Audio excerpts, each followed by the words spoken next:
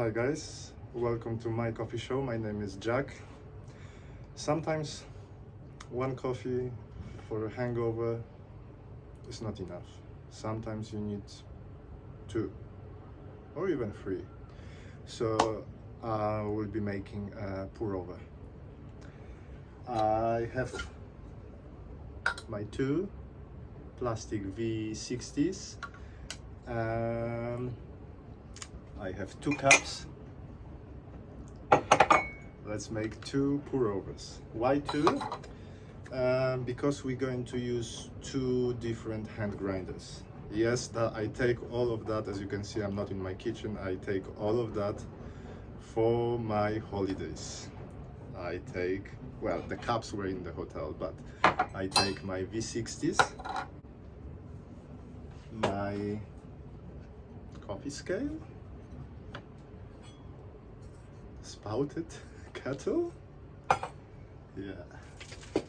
some filters. If you watched the previous video, I also have a AeroPress. I have my K Max hand grinder, very good hand grinder, makes delicious coffee and it's that easy to set,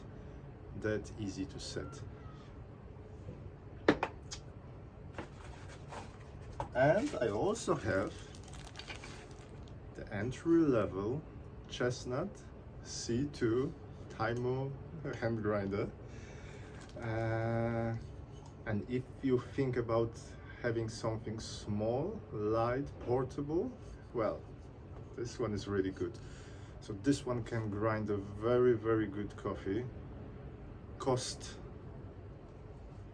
about 3 times, well, you can buy 3 for the price of 1. Probably this one is even more expensive because it's new.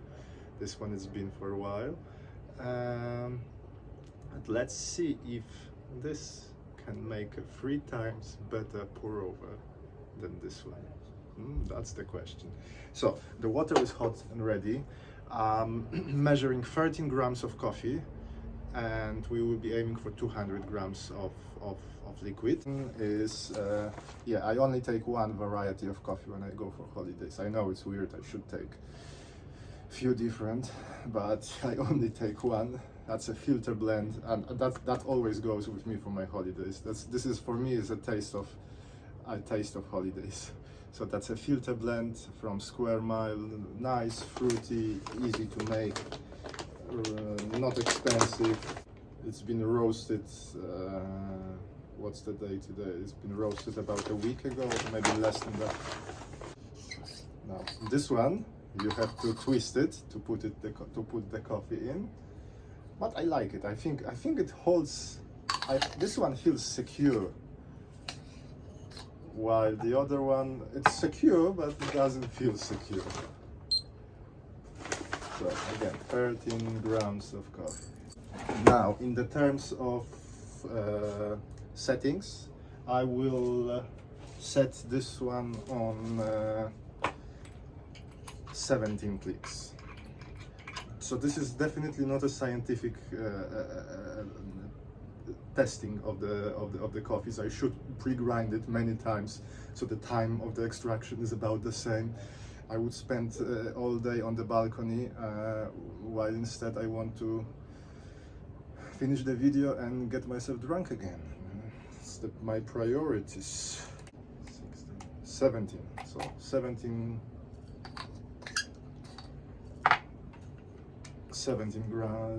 clicks, coffee in,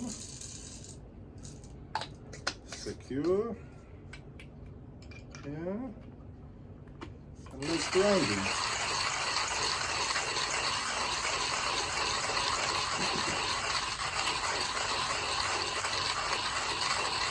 Ten seconds, 15,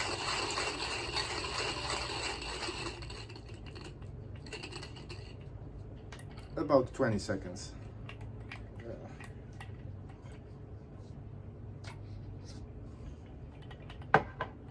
Okay, and the same 13 grams of coffee settings.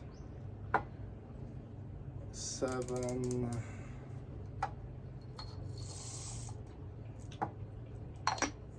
Touch. And let's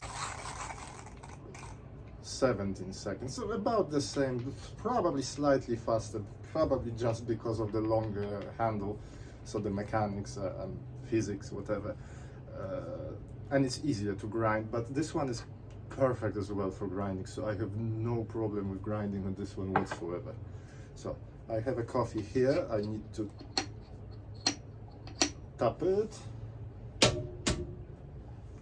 I will tap this one as well. Okay.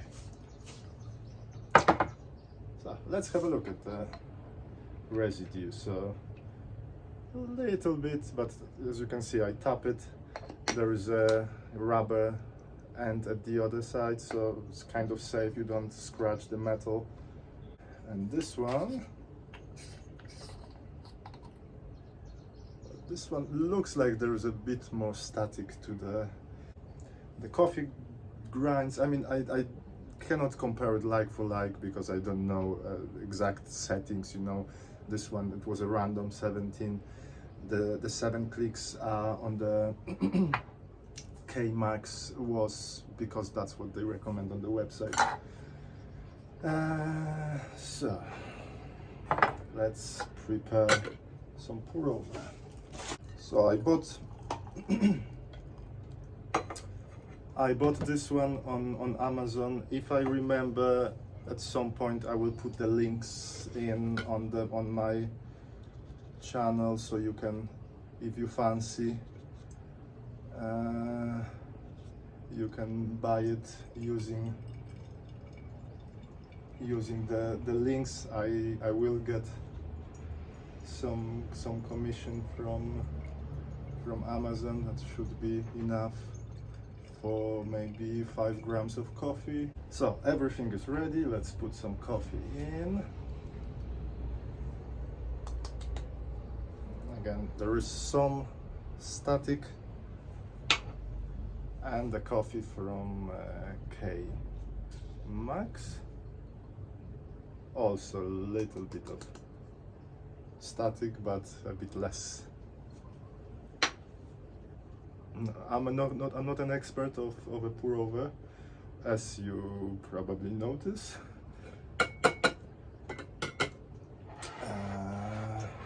So my coffee scale, so I put, as I said, I put 13 grams of coffee. I want about 200 grams of liquid. The first phase is a blooming phase. We will put 50, and then we will divide it into two more or less equal parts. So let's start with the K Max. Hot water.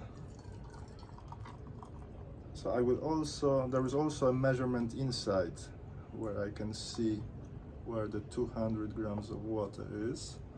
So that's helpful.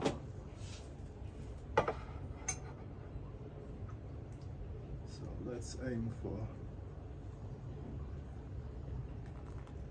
50.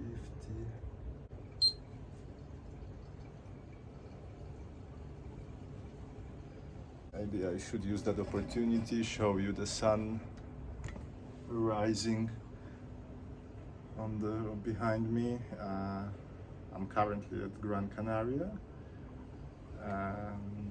Temperature during the day 26-27 degrees, while in London at the same today, I don't know, maybe 10 degrees.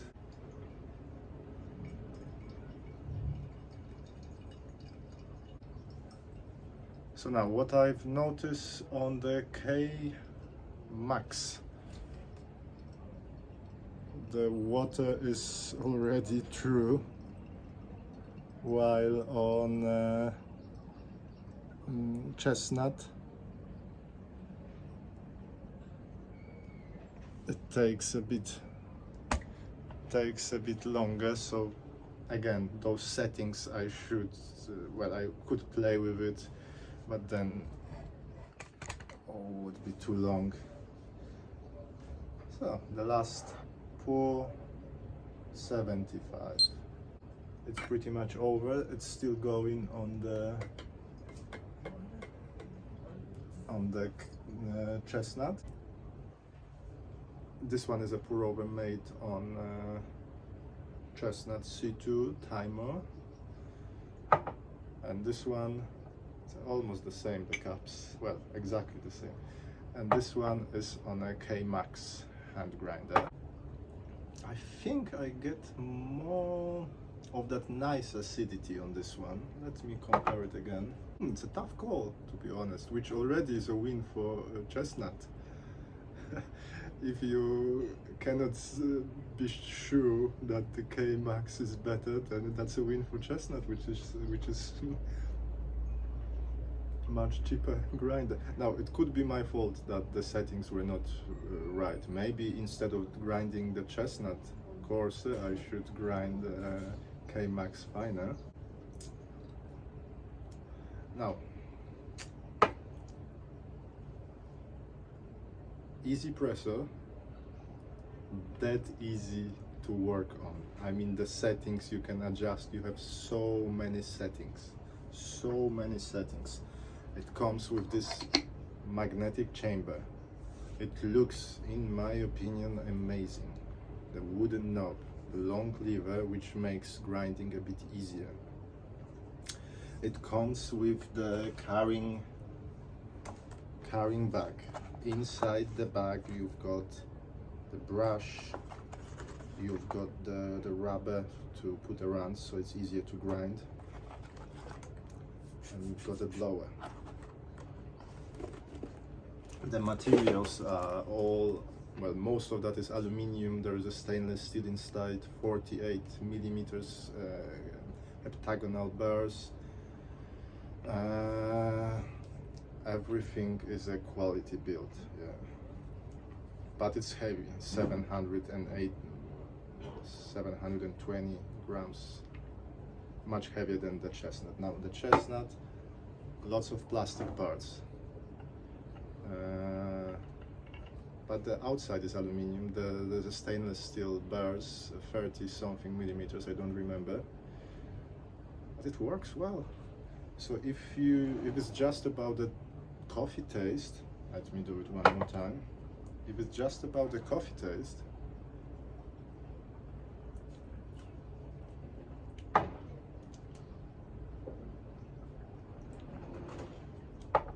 the differences are not huge. I mean, a little bit sweeter now when it's a bit colder. More acidity now in the chestnut, more sweetness in 1Zpresso, maybe a little bit more of the flavor now.